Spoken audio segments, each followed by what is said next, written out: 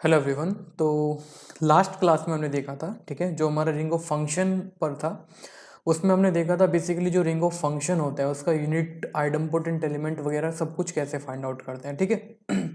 तो उसी के कंटिन्यूशन में एक क्वेश्चन के साथ अपने लेक्चर को कंटिन्यू करते हैं। तो हमारे पास एक न्यू सेट है, बेसिकली रिंग ऑफ फंक्शन का ये सेट है, ठीक है। होमवर्क जो आपको मैं दिया था वही डिस्कस कर रहा हूँ, ठीक है।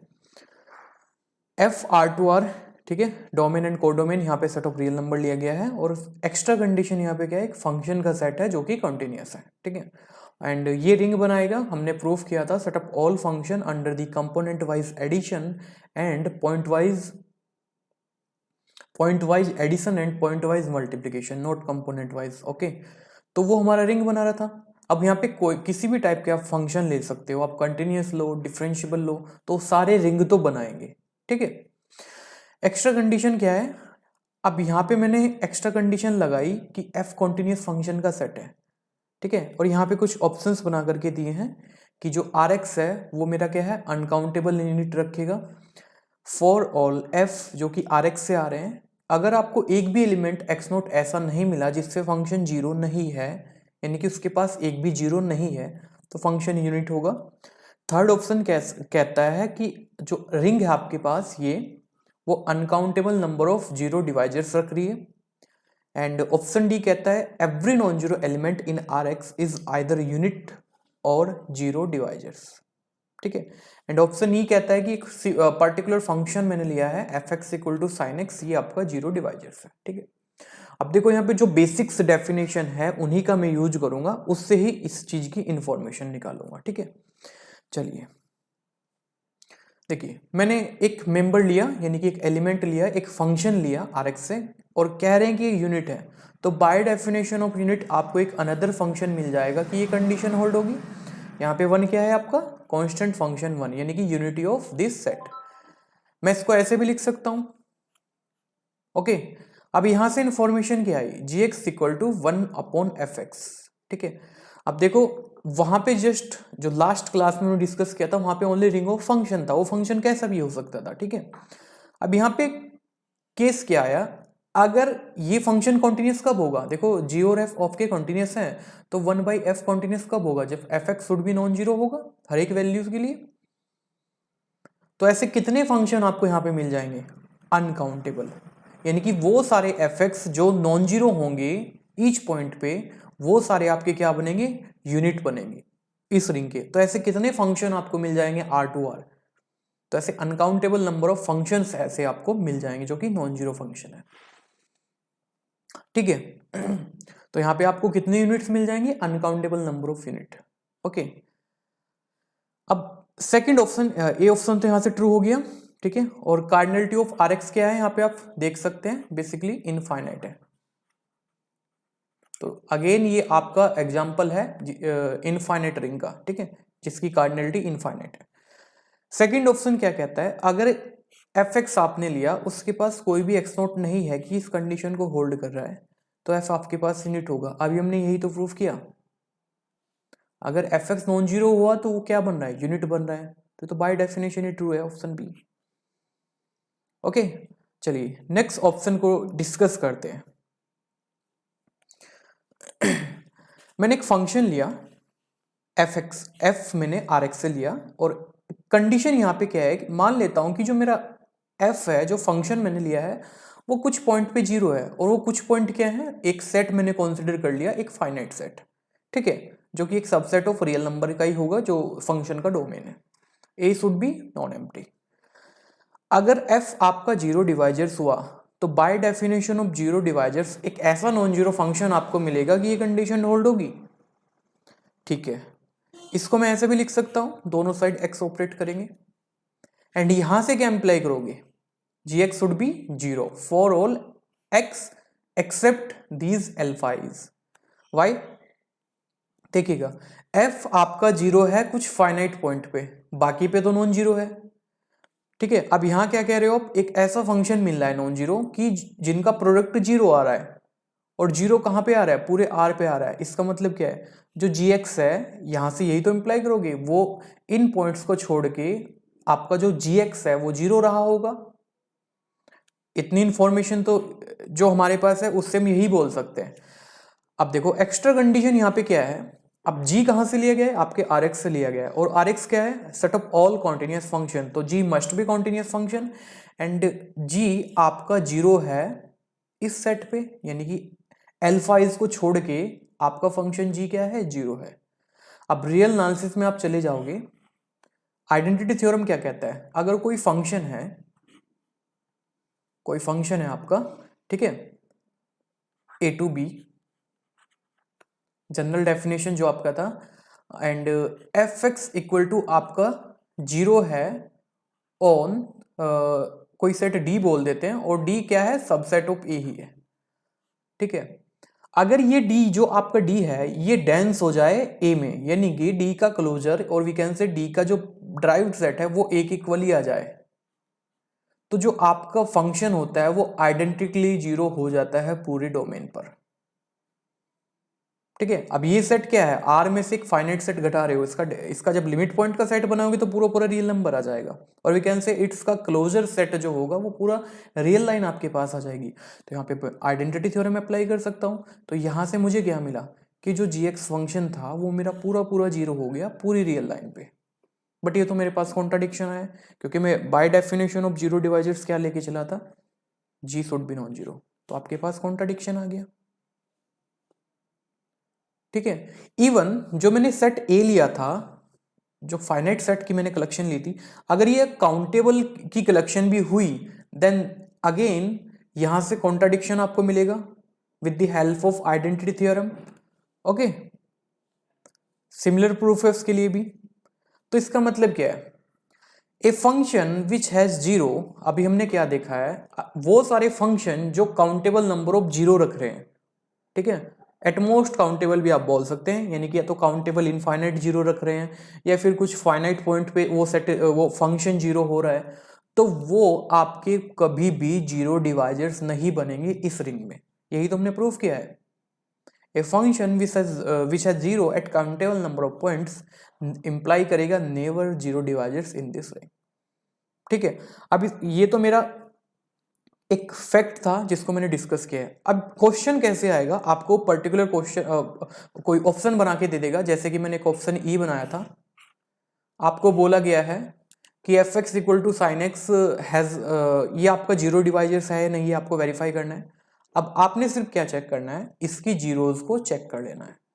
अब यहाँ पे जीरोज कितनी है इसके पास, आपको पता है, अगर साइन एक्स को जीरो डालते हो आप, एक्स क्या आता है आपके पास, पाई का मल्टीपल, तो यानी कि काउंटेबल सेट आता है। और अभी हमने क्या देखा है, अगर कोई फंक्शन काउंटेबल पॉइंट्स पे जीरो हो रहा है तो कभी भी जीरो डिवाइजर्स नहीं होएगा, तो ऑप्शन ये आपका डिस्कार्ड हो गया। What about cos x, zero divisors नहीं होगा, ठीक है, क्योंकि वो काउंटेबल पॉइंट्स पे जीरो हो रहा है। अब जो फैक्ट अभी जस्ट मैंने प्रूव किया है उसका निगेशन क्या होगा, अगर कोई फंक्शन ले रहा हूं मैं, नॉन जीरो फंक्शन बेसिकली, जो कि जीरो डिवाइजर्स है, तो उसके पास कितने जीरोज होंगे, uncountable number of zeros, just इसका निगेशन मैंने लिखा है, ठीक है। A function which has a zero at a countable number of point imply करता है नेवर जीरो डिवाइजर्स, तो इसका निगेशन क्या होगा, जीरो डिवाइजर्स हुआ तो कितने पॉइंट्स पे जीरो होगा, अनकाउंटेबल नंबर ऑफ पॉइंट्स पे जीरो होगा, ठीक है। तो ये फैक्ट आया आपका, अगर आप set of all continuous function का जो सेट ले रहे हो उस रिंग में अगर आप डील कर रहे हो जीरो डिवाइजर्स की, तो आपको ये फैक्ट पता होना चाहिए, ठीक है। चलिए ऑप्शन डी को डिस्कस करते हैं। ऑप्शन डी क्या कहता है, तो आपके पास ये ट्रू हो गया, R x has uncountable number of zero divisors, ये ऑप्शन भी हमने प्रूफ कर दिया है। इसके बाद ये ऑप्शन आपका डिस्कार्ड हो गया है, ठीक है। ऑप्शन सी की बारी है अभी, ठीक है, मैं आपको दिखाऊंगा वो uncountable number of zero divisors बन कौन से रहे हैं, ठीक है। चलिए डी को डिस्कस करना है एंड सी को, पहले सी को डिस्कस करते हैं। देखो एक फंक्शन बनाया बेसिकली एफ एल्फा एक्स, और मैंने डिफाइन कैसे कराई, एक्स माइनस एल्फा जब x less than equal to f alpha है, एंड जीरो जब एक्स बिगर देन एल्फा है। अब इसका ग्राफ देखना फंक्शन का, यही तो होगा, यानी कि x less than equal to alpha पे ये लाइन है कुछ एक्स माइनस एल्फा करके, एंड उसके बाद फंक्शन वैल्यू क्या ले रहा है, 0 ले रहा है। अब देखो ग्राफ कहीं पे भी ब्रेक नहीं हो रहा है, इट मीन्स व्हाट, फंक्शन आपका जो एफ एल्फा एक्स लिया है वो कॉन्टिन्यूस है। एंड इसके जस्ट ऑपोजिट एक फंक्शन और डिफाइन कर लिया मैंने, g alpha, and you can verify आपके जो f alpha and g alpha है वो आपके नॉन जीरो फंक्शन है, बट इनका प्रोडक्ट जैसे ही आप करोगे वो आपका क्या आ रहा है, 0 पूरे डोमेन पे। मतलब क्या है, अगर दो नॉन जीरो एलिमेंट का प्रोडक्ट 0 आ जाए और we can say under the second binary operation, वो आपके क्या होते हैं, 0 डिवाइजर्स। अब ऐसे कितने एफ एल्फा आप बना सकते हो, एल्फा कोई भी आपका फिक्स स्केलर है जो कहां से आ रहा है, पूरी रियल लाइन से आ रहा है, और रियल लाइन क्या होती है आपके पास, अनकाउंटेबल। तो ऐसे कितने 0 डिवाइजर्स यहां पे आप बना सकते हो, अनकाउंटेबल। ओके, जैसे कि एल्फा को आप 1 ले लीजिएगा, 2 ले लो, 3 ले लो, कुछ भी ले सकते हो रियल नंबर। तो ऐसे कितने यहाँ पे 0 डिवाइजर्स आपको मिल गए, अनकाउंटेबल। तो ऑप्शन डी बिल्कुल सही ऑप्शन है। ठीक है,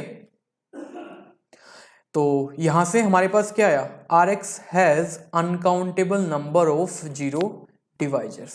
ठीक है, आर एक्स के पास जो हमारी set of all continuous function की रिंग थी उसके पास अनकाउंटेबल नंबर ऑफ 0 डिवाइजर्स आ गए। ठीक है, अब इसके पास अनकाउंटेबल नंबर ऑफ 0 डिवाइजर्स हैं, तो ये इंटीग्रल डोमेन कभी नहीं बनेगा, क्योंकि इंटीग्रल डोमेन क्या कहता है, A C R U plus without 0 divisors. But यहाँ पे तो एग्जिस्टेंस ऑफ 0 डिवाइजर्स है, तो ये नॉट इंटीग्रल डोमेन होगा। अगर इंटीग्रल डोमेन ही नहीं है तो ये फील्ड भी नहीं होगा। ठीक है, एंड ऑप्शन डी को आप डिस्कार्ड कर सकते हो। क्या कहता है, ऑप्शन डी बोल रहा है कि every non zero element in this ring is either unit और 0 डिवाइजर्स। ऐसा नहीं है, आप साइन एक्स को ले लो। साइन एक्स आपके पास क्या है, एक नॉन जीरो एलिमेंट है कि नहीं है, क्योंकि कुछ पॉइंट पे ही तो इसकी वैल्यू 0 है। फंक्शन 0 फंक्शन का मतलब क्या है, अगर एफ एक्स इक्वल टू 0 हो फॉर ईच डोमेन, यानी कि डोमेन के हर पॉइंट पे 0 होगा, उसको 0 फंक्शन बोलते हैं। अब इसका मतलब ये नहीं है कि इसको आप 0 फंक्शन बोल दोगे कि ये कुछ डी डैश पे 0 है, बट एक्सेप्ट डी डैश ये आपका कुछ नॉन जीरो वैल्यू ले रहा है। तो वही तो साइन एक्स का यहाँ पे बिहेवियर है, जहां पे पाई के मल्टीपल है वहां पे 0 है। अदरवाइज आपका जो साइन जेड है और we can say sine x function है, वो क्या ले रहा है, नॉन जीरो वैल्यूज ले रहा है। तो ये फंक्शन जो मैंने लिया ये नॉन जीरो है, ना तो ये 0 डिवाइजर्स है और ना ही ये यूनिट है, क्योंकि यूनिट ये तब बनता जब ये हर एक पॉइंट पे नॉन जीरो होता। ठीक है, और ये 0 डिवाइजर तब होता जब इसके पास क्या होता, अनकाउंटेबल नंबर ऑफ जीरोज होती। तो यहाँ पे क्या है, finite zero countable number of zeros है। तो ऑप्शन डी एंड ई आपके इनकरेक्ट ऑप्शन है, एंड बाकी ऑप्शन यहाँ पे क्या है, करेक्ट ऑप्शन है। ठीक है, चलिए नेक्स्ट रिंग डिफाइन करते हैं। बेसिकली रिंग ऑफ मैट्रिक्स आपकी क्या होती है, तो एक जनरल केस में लेके चल रहा हूं, बाकी आपके पर्टिकुलर केसेस आएंगे उनको हम डिस्कस करते रहेंगे। ठीक है, आर प्लस डॉट कोई भी रिंग है, नॉन ट्रिवियल रिंग है। ठीक है, n should be greater than equal to 2, यानी कि हम 2 एटलीस्ट जो मैट्रिक्स का साइज होना चाहिए वो 2 या 2 से बिगर होना चाहिए। ठीक है, अगर एन इक्वल टू 1 ले लोगे तो वो सिंपल जस्ट आर ही बन जाएगा आपके पास, उसका डिस्कशन करने का कोई फायदा नहीं है। ठीक है, जैसे कि मैंने एम एन आर लिया, आर कोई भी एक अनदर रिंग है, कुछ भी हो सकता है, तो उसमें एलिमेंट किस टाइप के आएंगे, बेसिकली मैट्रिक्स टाइप के आएंगे, और जहाँ पे ए आई जे आपके इस रिंग से आ रहे होंगे, जो एलिमेंट है वो रिंग से आ रहे होंगे। ठीक है, मैंने 2 एलिमेंट लिए और यहाँ पे जो ऑपरेशन डिफाइन करा वो है component wise addition and multiplication. ठीक है, यू कैन वेरीफाई इजली, ये आपका रिंग बनाएगा इन दोनों ऑपरेशन के रेस्पेक्ट में। ठीक है, इवन ये आपका जो एम एन आर मैंने डिफाइन करा वो रिंग विद यूनिटी होगा इफ एंड ओनली इफ अगर आर आपकी रिंग विद यूनिटी है। कहने की बात ये है, अगर जो आर आप ले रहे हो, यानी कि मैट्रिक्स जो आप मैट्रिक्स की रिंग जो बना रहे हो और मैट्रिक्स में जहां से एलिमेंट आ रहे हैं, ठीक है, अगर वहां पे यूनिटी प्रेजेंट है तो आपके एमएनआर में भी यूनिटी प्रेजेंट होगी। मोरेवर, यानी कि ये आपका क्या है, यूनिटी एलिमेंट है इस मैट्रिक्स का, और वी कैन से मैट्रिक्स की जो हमने रिंग बनाई है तो ये इसका यूनिटी एलिमेंट है, और जहां पे ये 1 लिया गया है बेसिकली डायगोनल में जो आपने फिट किया है यहाँ पे, ये यूनिटी एलिमेंट है आपका, ये आपका यूनिटी एलिमेंट है आपकी रिंग का जो भी एलिमेंट आप रिंग से ले रहे हो, ठीक है। हाँ जी, ठीक है। नेक्स्ट इंफॉर्मेशन, अब मुझे चेक करना है रिंग विद यूनिट तो ये है, व्हाट अबाउट कमोटेटिव रिंग? ये कमोटेटिव रिंग नहीं है। कैसे? मैंने n का साइज 2 पिक करा यहां से, ठीक है। मैंने दो मैट्रिक्स डिफाइन करे एंड a इंटू बी करने पे ये आया, b इंटू ए करने पे ये आया। अगर मैं a और b को नॉन जीरो ले लूं तो ये कभी भी कॉम्यूट नहीं करेंगे। मतलब जो MNR है is always non commutative ring, right? ठीक है, तो इतनी इंफॉर्मेशन हमें पता चल गई है अपनी रिंग ऑफ मैट्रिक्स की। अब देखो यहाँ पे जो आर है आपका, वो फील्ड लो, इंटीग्रल डोमेन लो, वो आप पे डिपेंड कर रहा है। देखो कितने एग्जांपल्स आप बना सकते हो, 20 से 25 एग्जांपल हम डिस्कस कर चुके रिंग के, ठीक है। जो मर्जी आर पिक करिए, आप मैट्रिक्स का सेट बनाइए, वो आपका रिंग फॉर्म करेगा और उसमें डिफरेंट डिफरेंट यूनिटी एलिमेंट आप देख सकते हो, ठीक है। क्योंकि आर की चॉइस अब आपके हाथ में, मैं जनरल केस डिस्कस कर रहा हूँ, ठीक है। ये बेसिक्स ऑफ रिंग चल रहा है हमारा सेगमेंट, एक लेक्चर और होएगा, आज का लेक्चर होगा इसमें, एंड कल के लेक्चर में आपका जो फर्स्ट सेगमेंट है वो फिनिश हो जाएगा। उसके बाद आपको एक असाइनमेंट मिलेगा, ठीक है। असाइनमेंट में बेसिकली कैसे काउंट करते हैं हम आइडम्पोटेंट नीलपोटेंट एलिमेंट, इन सब के ऊपर ही मैं आपको देने वाला हूँ, ठीक है। सेकेंड सेगमेंट आपका होगा सब रिंग एंड आइडियल्स, तो वहां से आपकी पॉसिबिलिटी इंक्रीज हो जाती है एग्जाम में क्वेश्चन आने की, ठीक है। क्योंकि यहाँ तक तो आपका बेसिक 1-2 मार्क्स का आ जाता है, लाइक निलपोटेंट आइडम्पोटेंट एलिमेंट यूनिट क्या होता है, इन सब का एनालिसिस, ओके। चलिए नेक्स्ट मुझे काउंट करना है, जैसे कि हर रिंग के लिए मैं करके आया हूँ। इसमें यूनिट एलिमेंट कैसे देखोगे भाई, ठीक है। तो एक फैक्ट है इसमें, उसको मैं प्रूव भी कर रहा हूँ। कोई भी एलिमेंट आप MNR से ले रहे हो और ए को यूनिट बोल रहे हो, इफ एंड ओनली अगर ए का डिटरमिनेंट, क्योंकि यहाँ पे मैट्रिक्स से डील हो रही है, अगर उसका डिटरमिनेंट कहाँ पे लाई कर जाए, जो यूनिट सेट है जो आपकी रिंग ले रहे हैं आप, यानी कि जहाँ से इस मैट्रिक्स के एलिमेंट आ रहे हैं, अगर उसके यूनिट सेट में डिटरमिनेंट बिलोंग कर जाए, then we are done. Simple सा प्रूफ है इसका, आप देख सकते हैं बाय डेफिनेशन, जस्ट एक एक दो दो लाइन की प्रूफ है।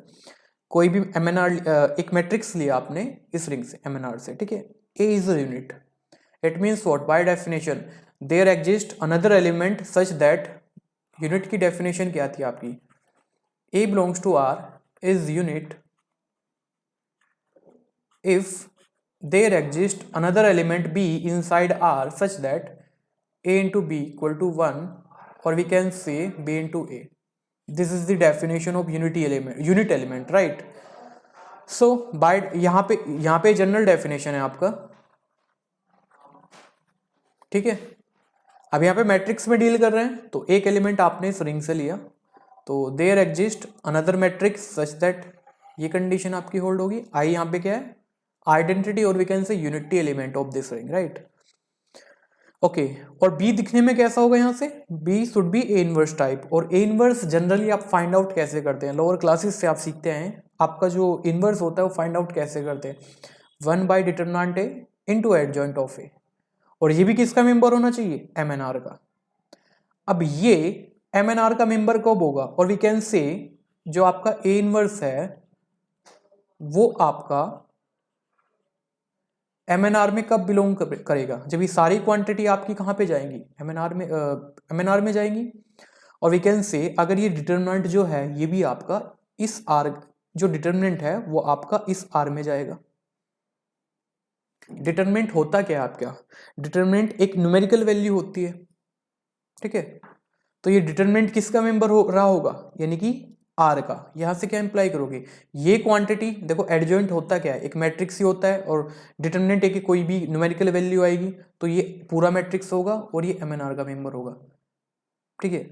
अब यहां से क्या इंप्लाई करोगे, ये डिटरमिनेंट है वो कहाँ पे लाई करना चाहिए, जो R रिंग आप ले रहे हो, ठीक है।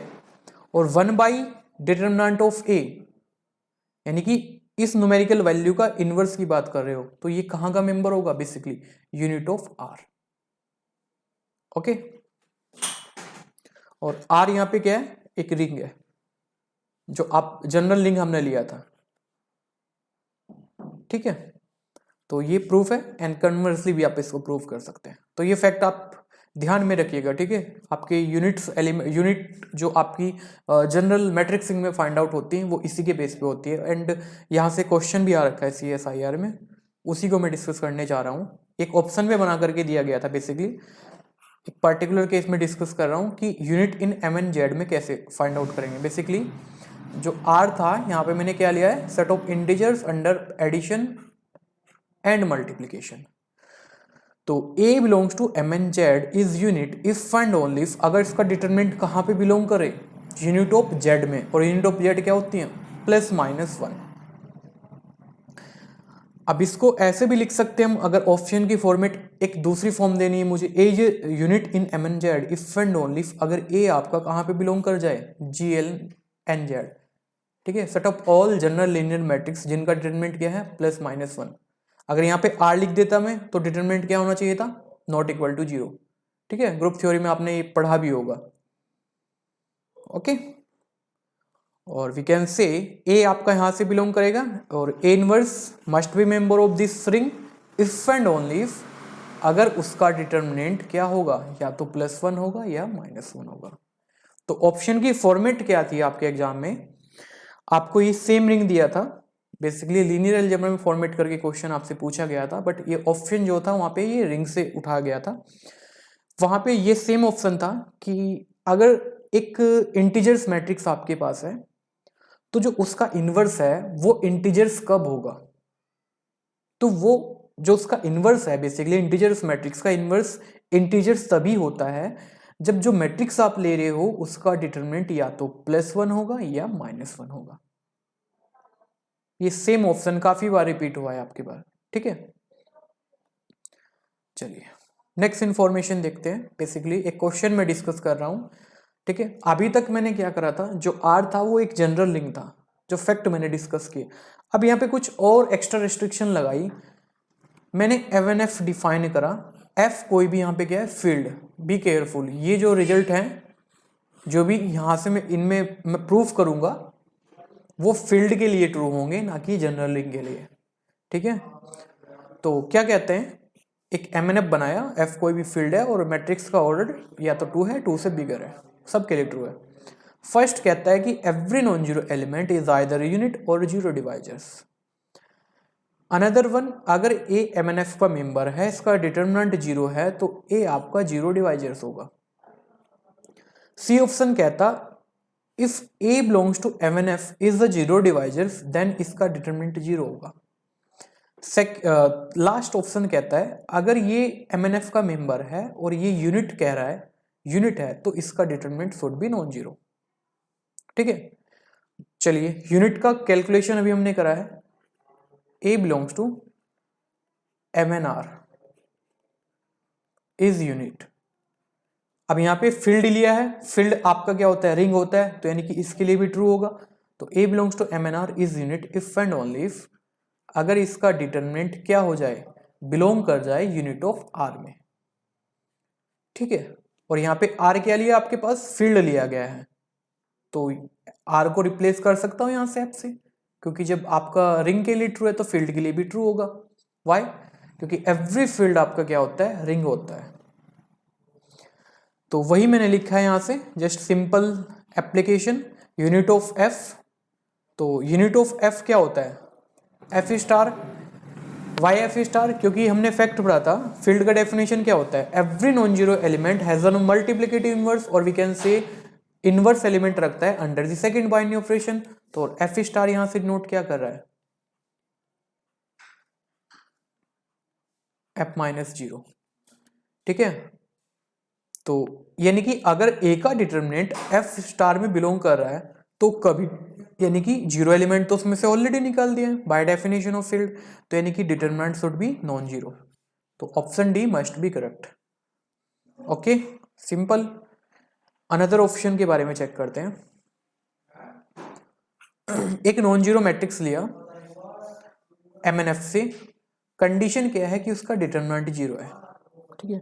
अगर कोई n क्रॉस n का मैट्रिक्स है, उसका डिटरमिनेंट 0 होता है, तो वहां से आप इंप्लाई कर सकते हो उसका रैंक n से तो कम ही होगा, यानी कि जितने उसमें कॉलम्स है उनसे लेस रहा होगा, ठीक है। सिंपल रिजल्ट है आपका। ओके अगर आपका मैट्रिक्स ए कुछ दिखने में इस टाइप का है, लाइक उसमें कितने कॉलम होंगे, n कॉलम्स होंगे, C1 C2 up to Cn। अब डिटरमिनेंट 0 है, रैंक लेस देन n है, वी कैन से यानी कि जो कॉलम्स हैं वो लीनियरली डिपेंडेंट रहे होंगे, क्योंकि डिटरमिनेंट 0 है, एक कॉलम दूसरे कॉलम पर डिपेंड कर रहा होगा या एक से ज्यादा। ओके तो by definition of LD set क्या होता है, जो आप लीनियर अलजेब्रा में पढ़ते हो, there exist some scalar inside this field not all zero, at least एक तो नॉन जीरो होगा, such that this condition hold. ठीक है, बाय डेफिनेशन लिखा है। ओके मैंने एक अलग मैट्रिक्स डिफाइन कर लिया, ठीक है, और मैट्रिक्स मैंने डिफाइन जो करा वो इस टाइप से करा, जो ये कोफिशिएंट थे इन्हीं को बस कॉलम में फिट कर दिया है, like alpha 1 alpha 2 up to alpha n and same this and same last column. तो ये पक्का आपका MNF का मेंबर होगा and B should be non zero. Why? क्योंकि आपके जो स्केलर्स हैं वो एटलीस्ट उसमें एक तो नॉन जीरो रहा होगा, तो अगर एक भी नॉन जीरो रहा होगा it means what, B should be non zero matrix. Okay अब ए के साथ इसका मैंने प्रोडक्ट करा, ए के साथ मैंने इसका प्रोडक्ट करा तो क्या आएगा, जस्ट सिंपल प्रोडक्ट करना है जो आपका मैट्रिक्स का करते हो। तो मैंने यहाँ पे समेशन फॉर्म में लिख दिया है, कैसे देखो, फर्स्ट क्या आएगा, alpha 11 sorry A11 alpha 1, A12 alpha 2 and last A1n alpha n, यानी कि आपका फर्स्ट रो फिक्स है, बाकी कॉलम में चेंजेस हो रहा है। तो i equal to 1 to n, 1 तो फिक्स है यानी कि पहली रो, तो यहाँ पे i ai alpha i, and similarly यहाँ पे आप कर सकते हो सेकंड, यहाँ पे सेम एंट्रीज है तो ये एंट्रीज जो यहाँ पे आएंगी ये भी सेम आएंगी, एंड यहाँ पे i equal to 1 to n a2i, क्योंकि अब की बार सेकंड रो फिक्स हो गई, आप वेरीफाई कर सकते हैं। लाइक यहाँ पे क्या है, इसका प्रोडक्ट इसके साथ, इसका प्रोडक्ट इसके साथ करोगे, ऐसे ही तो प्रोडक्ट लोगे ना आप। तो समेशन फॉर्म में इसको मैंने अगेन ये लिख दिया एंड सो ऑन, सारी एंट्रीज आप फिल कर सकते हो। ठीक है, अब इसको मैंने क्या करा, इसको जो ये फर्स्ट आपकी यहाँ पे कॉलम एंट्रीज बननी है इसको मैं कुछ ऐसा लिख सकता हूँ, alpha 1 C1 plus alpha 2 C2 plus alpha 3 C3 plus up to alpha n Cn।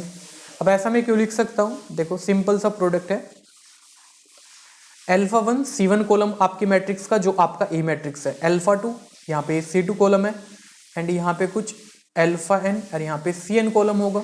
ठीक है, चलिए अब जैसे आप इनका प्रोडक्ट करोगे तो आएगा क्या, बेसिकली आपके पास alpha 1 A11 plus alpha 2 A22, तो ये एलिमेंट आ जाएगा, then alpha 1 A21 plus alpha 2 A22, then ये एंट्रीज आपके पास आ जाएंगी।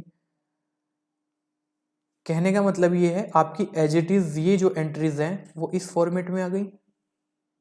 सिमिलरली जो ये एंट्रीज होंगी उसको आप सिमिलर यहाँ पे लिख सकते हो एंड सो ऑन। अब गिवन कंडीशन से क्या है, ये जो क्वांटिटी है ये आपके पास क्या गिवन है, जीरो, यानी कि यहाँ पे भी जीरो मिलेगा, यहाँ पे भी जीरो मिलेगा। ठीक है, इसका मतलब हुआ क्या, ये जीरो मैट्रिक्स आ गया, और ये किसका डेफिनेशन है, दो नॉन जीरो मैट्रिक्स में लेके चला था उनका प्रोडक्ट मैंने जीरो कर दिया है, इट मीन्स व्हाट, यहाँ पे क्या मिल गया आपको, जीरो डिवाइजर्स।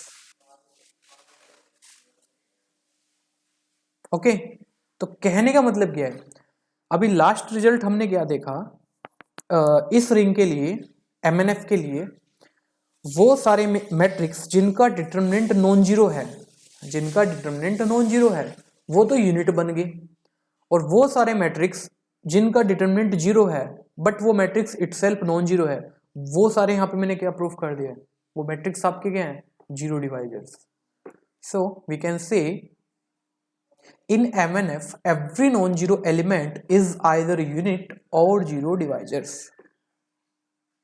Okay, और we can say अगर A आपका MNF का मेंबर है तो आप वेरीफाई कर सकते हैं, अगर उसका डिटरमिनेंट नॉन जीरो है तो वो यूनिट बनेगा, अगर उस मैट्रिक्स आपका क्या है, नॉन जीरो है with determinant should be zero, तो वो पक्का आपका क्या बनेगा, जीरो डिवाइजर्स। तो यहाँ से कौन कौन से ऑप्शन आपके राइट हो गए?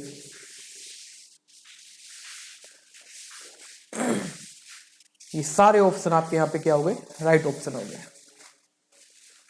ठीक है, तो बेसिकली यहाँ पे क्वेश्चन की फॉर्मेटिंग कुछ भी फॉर्मेट हो सकता है। ठीक है, आपको जनरल वर्क करना है।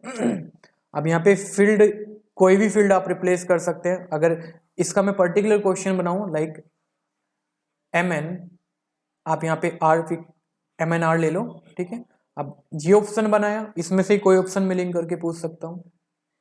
ठीक है, या एग्जाम में भी ऐसी क्वेश्चन की फॉर्मेट बन सकती है। ठीक है, तो ये मेरा एनालिसिस था जो आपकी रिंग ऑफ मैट्रिसेस है।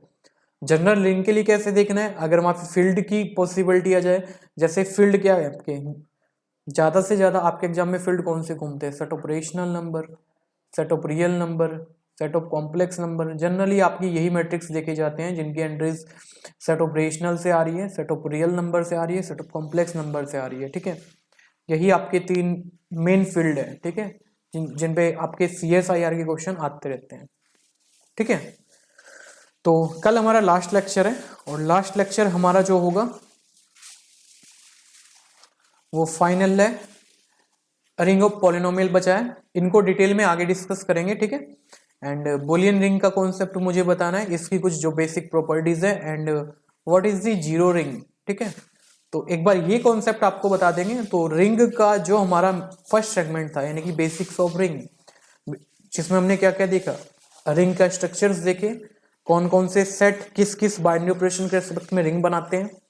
देन हमने उनके कुछ यूनिट फाइंड करने के तरीके देखे, उसमें nilpotent element, idempotent element, zero divisors, कौन सा फील्ड बनेगा, कौन सा इंटीग्रल डोमेन बनेगा, वो सब कुछ एनालिसिस मैंने कर लिया है। ठीक है, तो जितने भी लेक्चर्स हैं आप इनको एक बार प्रॉपर रिवीजन कर लेंगे। ठीक है, कल लास्ट लेक्चर होगा हमारा lecture 9, ring of polynomial, Boolean ring and the zero ring पे ऊपर। ठीक है, उसके बाद सेकंड सेगमेंट आपका स्टार्ट हो जाएगा, एंड असाइनमेंट आपको व्हाट्सएप ग्रुप पे मिल जाएगा। ठीक है, आप मुझे इस नंबर पे टेक्स्ट कर सकते हैं 7906334289। ठीक है, जिसको भी असाइनमेंट चाहिए। ठीक है, इंटरेस्टेड स्टूडेंट मुझे इस पे टेक्स्ट कर सकते हैं। तो ठीक है, इस लेक्चर्स में इतना ही करते हैं, और जल्दी हम अपना लीनियर का कोर्स स्टार्ट करने वाले हैं। ठीक है, 25 मार्च को फर्स्ट लेक्चर आपका होगा, लाइव क्लास है। ठीक है, 25 मार्च को आपका लाइव क्लास होगा लीनियर का लेक्चर फर्स्ट, और यहाँ पे 4 से 5 आपको डेमो क्लासेस दिए जाएंगे। ठीक है, और हमारा लीनियर अलजेब्रा का पेड कोर्स है, और ring theory free of cost है। ठीक है, तो 4 to 5 डेमो यहाँ पे सफिशिएंट है, और इससे ज़्यादा डेमो की बात करें तो पूरा रिंग आपका फ्री होने वाला है।